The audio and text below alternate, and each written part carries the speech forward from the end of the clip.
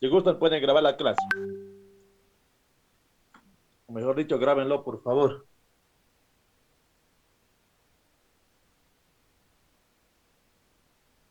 Siguiente, Álvaro. Eso ya lo expliqué en la primera clase.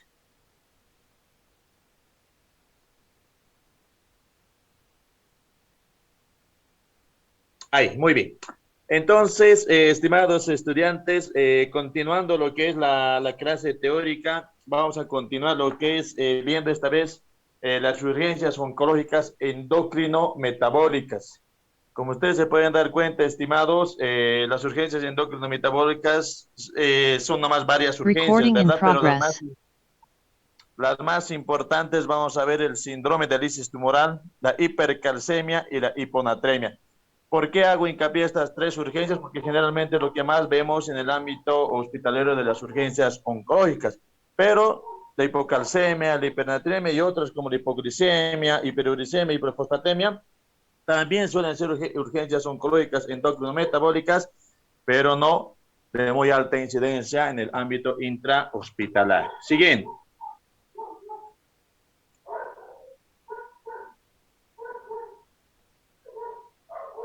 Siguiente, Álvaro.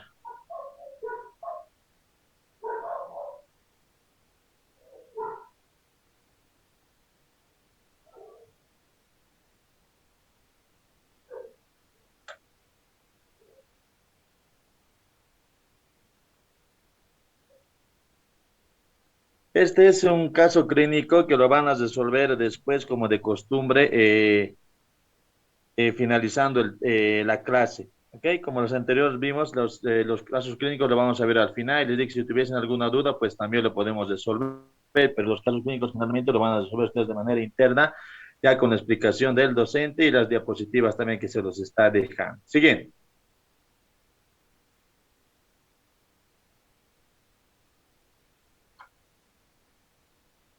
Muy bien. Entonces, ¿qué es el síndrome de lisis tumoral? Vendría a ser aquel conjunto de alteraciones metabólicas, ¿ok? Pero que van a producir la muerte de un gran número de neoplasias. ¿Cuál vendría a ser la causa más frecuente de un síndrome de lisis tumoral?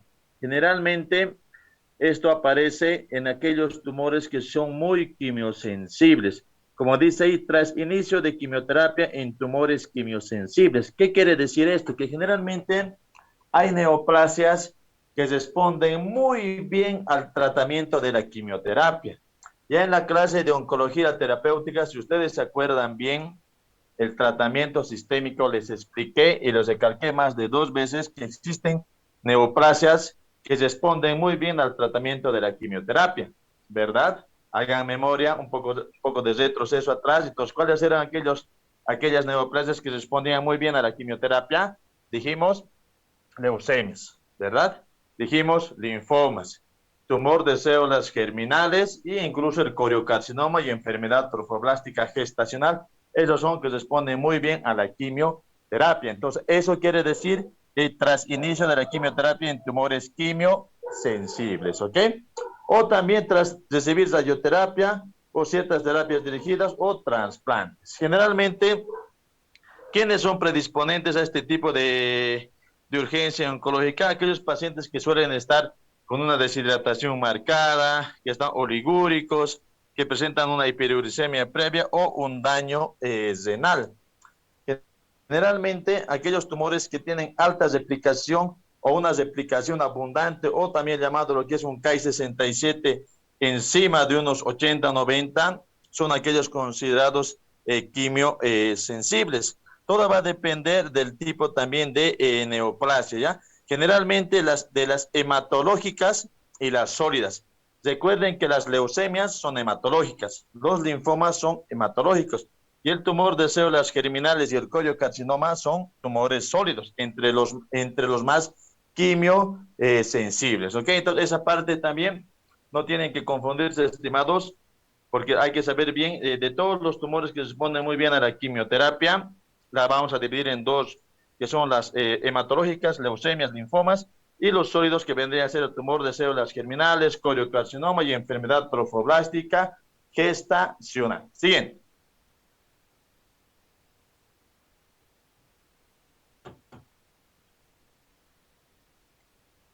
aquí un poquito hablando de la fisiopatología. Generalmente, si tomamos como en cuenta el tumor de células germinales a nivel molecular, va a causar un daño lo que es en el ADN y va a activar lo que son las ciertas enzimas como son la hipoxantina, la antina, que posteriormente van a elevar lo que es el ácido úrico. Y al elevar todo lo que es este ácido úrico, es donde se van a manifestar todo el cuadro clínico. El cuadro clínico, ¿cómo estaría caracterizado? Generalmente, el cuadro del síndrome de lisis tumoral se caracteriza por un aumento del ácido úrico, por eso hiperuricemia.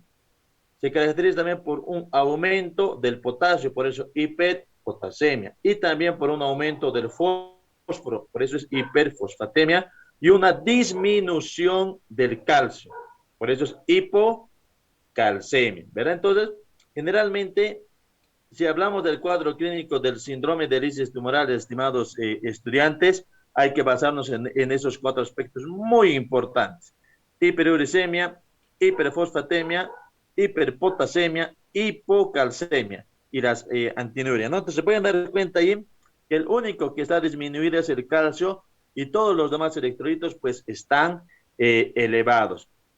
Generalmente este cuadro clínico, si ustedes pueden ver en la imagen con el cuadrito verde, tenemos el allopurinol y las dasburicasa. Esos son los medicamentos las cuales van a entrar de manera directa en contacto para poder prevenir este síndrome de lisis tumoral, como vamos a ver líneas abajo. Siguiente.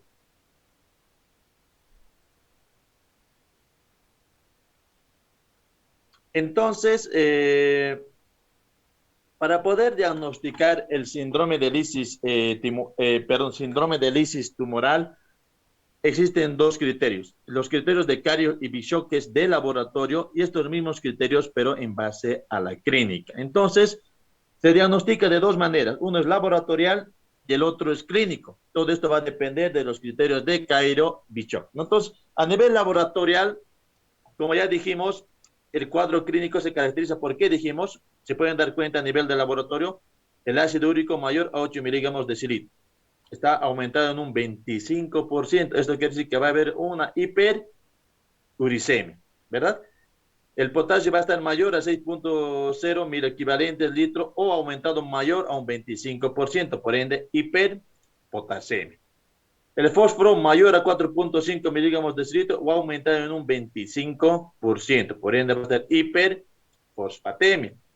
Y les dije que va a haber hipocalcemia, es el único que está disminuido, ¿verdad? En este caso el calcio va a estar menor a 7 miligramos de litro o un descenso en el 25%. Vale decir que para nosotros diagnosticar un síndrome de lisis tumoral, pues como primera medida de laboratorio tenemos que pedir pues los electrolitos, ¿no? Tenemos que pedir la función renal y más que todo los electrolitos. Recuerden que el potasio, el fósforo, el calcio están en el perfil de electrolitos y el ácido úrico es igual que la urea y la creatina, que vendría a estar en el perfil renal. Cuando se habla de un aumento tiene que estar por encima del 25%, al igual que cuando se habla de un descenso tiene que estar igual o descenso en un 25%, que ambos vendrían a ser igual a un 100%. ¿Okay? Eso vendría a ser los criterios de Cario y Bishop a nivel de laboratorio. A nivel de clínica, es por eso que les dije que es muy importante que ustedes, cuando estemos pensando, cuando nosotros estemos viendo o tratando o estén cerca de un linfoma, o hablemos de una leucemia, que son los tumores hematológicos, dijimos, ya se tienen que suponer o pensar ustedes que son tumores muy quimiosensibles. Y por ende, si son quimiosensibles, nos pueden hacer un síndrome de lisis tumoral y por ende tengo que pedir todo lo que la función renal y los electrolitos, ¿verdad? Entonces, en la clínica nos basamos con la creatinina. Tiene que estar mayor a 1.5 dentro del límite de la normalidad, dependiendo de la edad.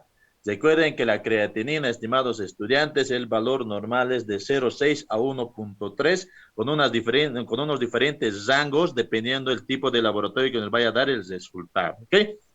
Ya este cuadro clínico de arritmias, convulsiones, etcétera, etcétera, van a ser propios también del mismo aumento del ácido úrico, del mismo aumento del potasio, del mismo aumento del fósforo y la disminución del calcio Eso nos va a dar ese cuadro característico de arritmias, convulsiones, cefalea, calambres, etcétera, etcétera.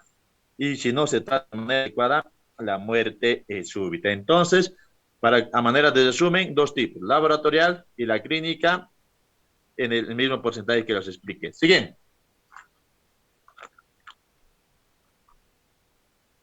Entonces, aquí podemos ver el riesgo que presenta.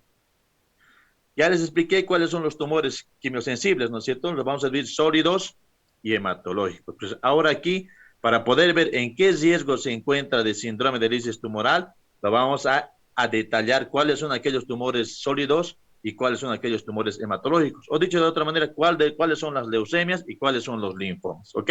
Porque lo único que entra en clasificación aquí vendrían a ser los linfomas y las leucemias, porque hay una infinidad. Ya los tumores sólidos solamente son los que ya saben, ¿no? Coriocarcinoma y tumor de células germinales. Entonces, alto riesgo mayor a un 5%. Ahí si se pueden dar cuenta ustedes, pueden ver ahí tenemos leucemias de Burkitt, linfomas de Burkitt en etapa 3, 4 y LLA que vendría a ser leucemias linfoides agudas. En el alto riesgo solamente tenemos neoplasias hematológicas. No se confundan en el examen, son neoplasias hematológicas, leucemias y linfomas, le dije que son neoplasias hematológicas, pero aquí ya está detallado qué tipo de leucemia y qué tipo de linfoma, ¿verdad? Entonces se pueden dar cuenta que alto riesgo, generalmente a mayor al 5%, son las leucemias y los linfomas en sus variantes que ustedes acaban de ver. De riesgo intermedio tenemos al 1 al 5%. Si ustedes pueden ver ahí también tenemos a linfomas de Burkitt, pero en estadios tempranos. Recuerden, estadio temprano, estimados, ya tienen que saber cuál es un estadio temprano. A ver, Litsi Hinojosa. Sí, doctor. Litsi Hinojosa. ¿Cuáles son estadios tempranos? No me respondes eso si estuviésemos en clase presencial para afuera. ¿Cuáles son estadios tempranos?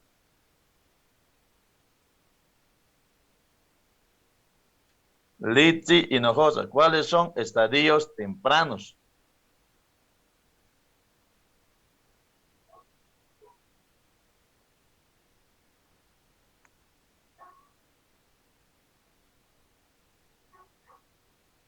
Ana Flavia.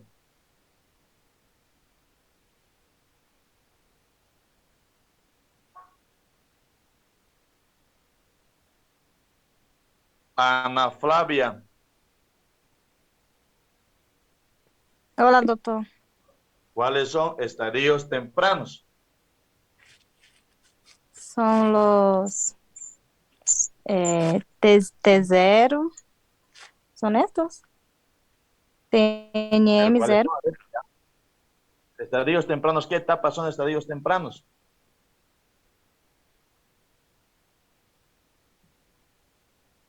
Jaime Maita.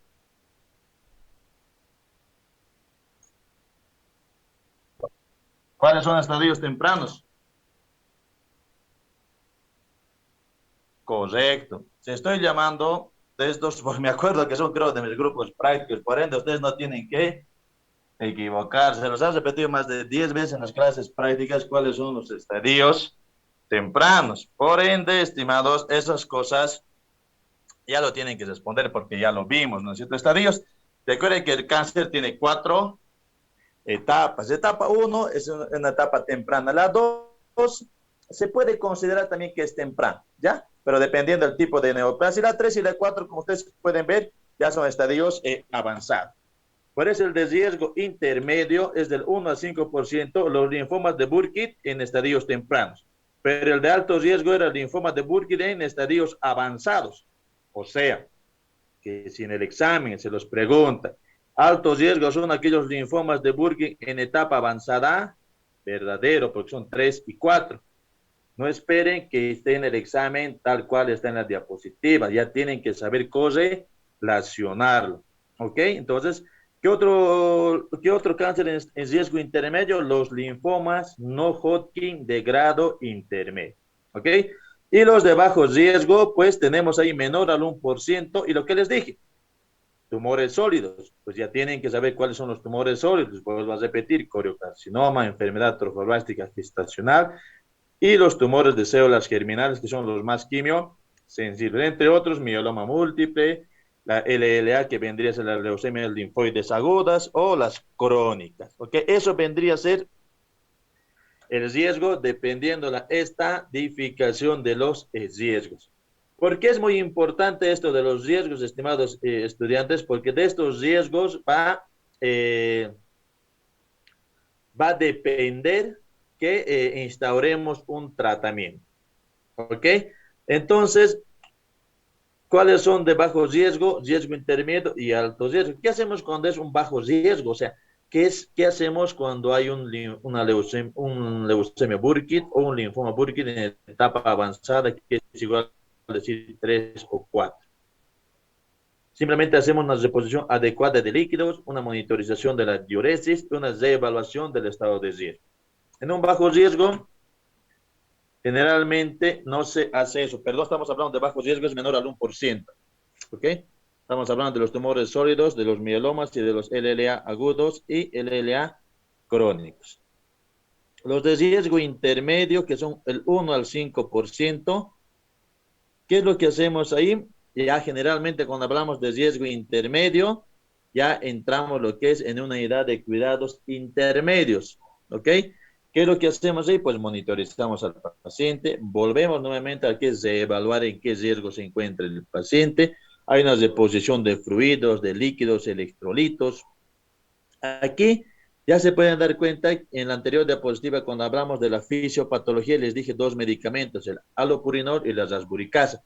Pues aquí en riesgo intermedio, estimados estudiantes, ya estaríamos entrando a tratamientos medicamentosos como es el alopurinol y la rasburicasa y la alcalinización de la orina. Esta se encuentra en interrogado porque generalmente se ha demostrado que en vez de traer beneficios al hacer al canalizar la orina, nos trae más bien no tan buenos resultados, ¿no? Es por eso que generalmente en la práctica, digamos, hospitalaria ya no alcalinizamos la orina, ¿no? Hay otros colegas que siguen alcalinizando la orina, pero generalmente, digamos, pacientes por experiencia propia, digamos, yo ya no hago, digamos, eso cuando estamos con un paciente con riesgo de síndrome de lisis tumoral. ¿Ok? Ya cuando es un alto riesgo, que es mayor al 5% de esas neoplasias, también entramos lo que es una unidad de cuidados intermedios, e incluso este puede entrar en una unidad de cuidados intensivos. ¿Ok? Se hace lo mismo que la unidad de cuidados intermedios, pero aquí hay que dividirlos si está en las 72 horas o pasado las 72 horas. Generalmente, a las 72 horas se hace con ácido úrico normal, se da el alopurinol. Y a las 72 horas con ácido úrico elevado, ya no damos el alopurinol, sino que damos la rasburicasa. ¿Cuál es la diferencia entre este alopurinol y la rasburicasa? En la práctica médica, generalmente, si hay un paciente, hablando un poquito del cuadro clínico de laboratorio con todos esos resultados que vimos, ¿no? El potasio elevado, el calcio disminuido, el fósforo elevado, etcétera, etcétera. Cuando nosotros vemos que ese paciente generalmente la elevación no está tan alta, lo que generalmente, y no presenta un cuadro clínico preocupante, un cuadro clínico que nos haga actuar de manera rápida, generalmente utilizamos lo que es el alopurinol en la práctica clínica, ¿ya? Ya cuando nosotros vemos que ese síndrome de lisis tumoral está por los datos de laboratorio por encima del límite de la normalidad 4 o 5 veces, el paciente presenta ya un cuadro de arritmias, presenta calambres, convulsiones, etcétera, etcétera, y donde queremos actuar de manera rápida, es ahí donde colocamos lo que es la rasburicasa.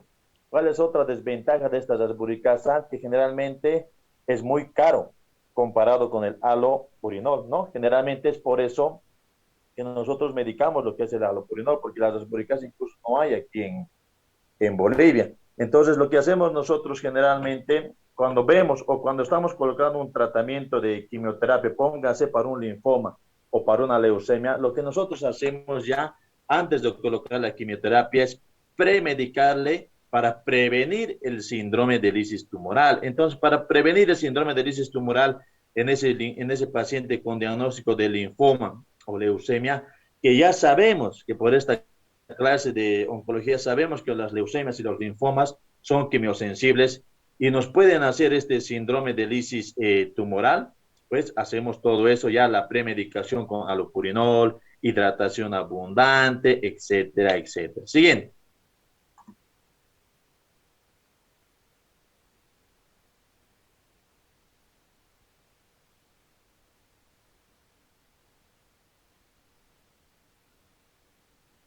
Siguiente.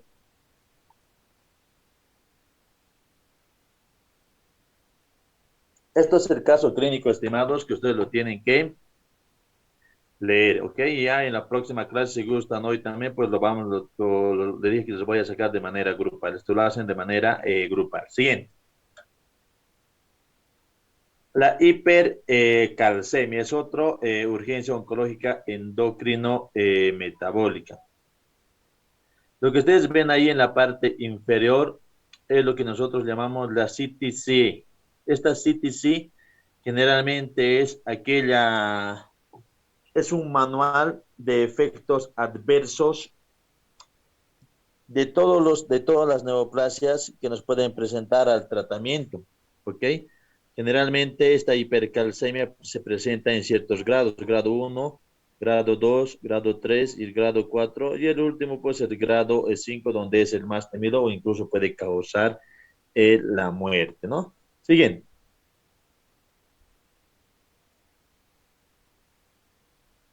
Generalmente esta hipercalcemia se va a caracterizar porque va a haber una lesión osteolítica a nivel local, ¿ya? Generalmente esta lesión osteolítica a nivel local va a causarle una producción paraneoplásica que es de la vitamina D y por ende va a haber una producción ectópica de la hormona paratiroidea o paratohormona. Al ver este aumento de la producción de la vitamina D, por ende va a hacer que se aumente el calcio, ¿no? Recuerden que en el síndrome de lisis tumoral no había hipercalcemia, ¿no? En el síndrome de lisis tumoral hay hipocalcemia. La hipercalcemia, cuando se eleva el calcio, ya es otra urgencia oncológica, ¿no? Nada tiene que ver aquí con los demás electrolitos que vimos en el síndrome de lisis tumoral. Entonces, aquí al haber un aumento de la producción de vitamina D, va a haber un aumento de calcio. Y al haber un aumento de calcio, van a producir pues varias manifestaciones clínicas por este aumento o hipercalcemia. Pueden ser pues neurológicas del sistema nervioso central como debilidad, hiporreflexia, psicosis, convulsiones, alucinaciones, coma e incluso la muerte si no se instaura un tratamiento de manera inmediata.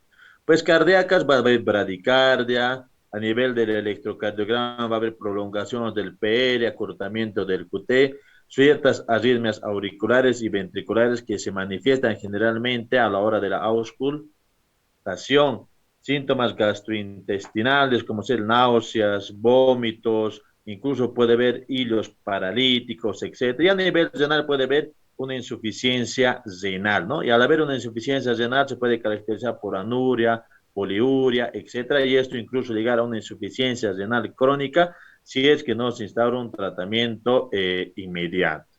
Siguiente. ¿Cuál es el tratamiento cuando estamos nosotros con un paciente de que nos presenta hipercalcemia?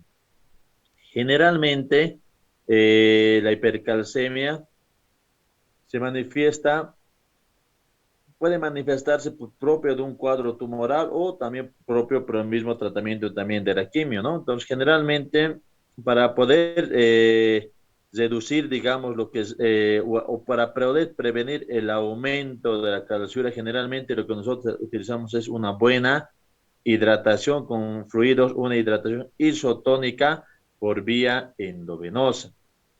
Y posteriormente, para poder disminuir lo que es la resorción ósea, utilizamos lo que son los bifosfonatos por vía endovenosa, o la calcitonina por vía subcutánea, o el denosumab, que vendría a ser un tratamiento más específico. Y para reducir la absorción o disminuir la absorción intersticial, del calcio, utilizamos glucocorticoides. Entre el más usado, pues la dexametasona a dosis alta. ¿Ok? Y para poder reducir la paratormona, pues la calcitonina. Generalmente aquí en el ámbito hospitalario, para reducir la resolución ósea, generalmente utilizamos lo que son los bifosfonatos. De estos bifosfonatos, ¿cuál es el que más utilizamos? Es el ácido saledrónico de 4 miligramos, ¿no? El denosumab lo tenemos también aquí en Bolivia, pero es muy caro en comparación con el ácido saledrónico. Entonces, lo que utilizamos es el ácido saledrónico de 4 miligramos, ¿no? Y los glucocorticoides ya como les indiqué. Siguiente.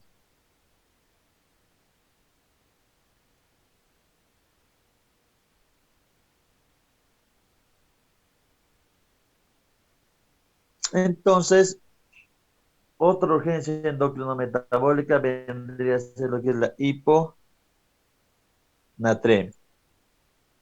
En esta hiponatremia generalmente se va a caracterizar porque va a haber un aumento de la bulimia y un aumento de la presión arterial. ¿Qué nos va a llevar a este aumento de la bulimia y por ende un aumento de la presión arterial?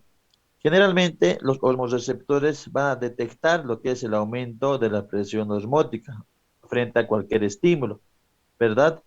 Y también los vasoreceptores van a detectar lo que es una disminución de la presión arterial. Al detectar un aumento de la presión osmótica por los osmoreceptores y detectar una disminución de la presión arterial por los vasoreceptores, van a estimular lo que es a la vasopresina que está en la hipófisis posterior y por ende este va a liberar lo que es esta vasopresina a todo el torrente sanguíneo. Y este va a ir pues por el torrente sanguíneo a diferentes partes y en especial al riñón y por ende va a causar dos aspectos muy importantes. Si va a liberarse vasopresina al torrente sanguíneo y este va a ir al riñón, va a causar una mayor reabsorción de agua. Y cuando este va a ir, este va a ir a los torrentes sanguíneos o por vía sanguínea, lo que va a causar es una vasoconstricción, sea por cualquiera de los dos lados que venga esta liberación de la vasopresina, va a causar lo que es un aumento de la bulimia y por ende un aumento de la presión arterial. Siguiente.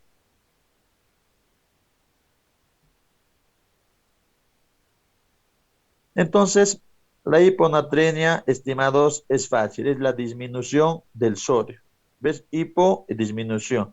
Simplemente cuando este va a estar menor a 135 miliosmoles, ¿no es cierto? Litro. Recuerden que el valor normal de sodio es de 135 a 145. Y si hablamos de hiponatremia, tiene que estar menor a 135, ¿no? Entonces, todo esto se puede caracterizar porque va a haber una hipovolemia, euvolemia o hipervolemia. Lo más llamativo de la hiponatremia de esta urgencia endocrinometabólica es el SIACH. ¿Qué es el SIACH? Es el síndrome de la secreción inadecuada de la hormona antidiurética. Como dice la diapositiva, es la causa más común de hiponatremia en los pacientes oncológicos y representa alrededor de un 30% de todas las causas. ¿Ok? Siguen.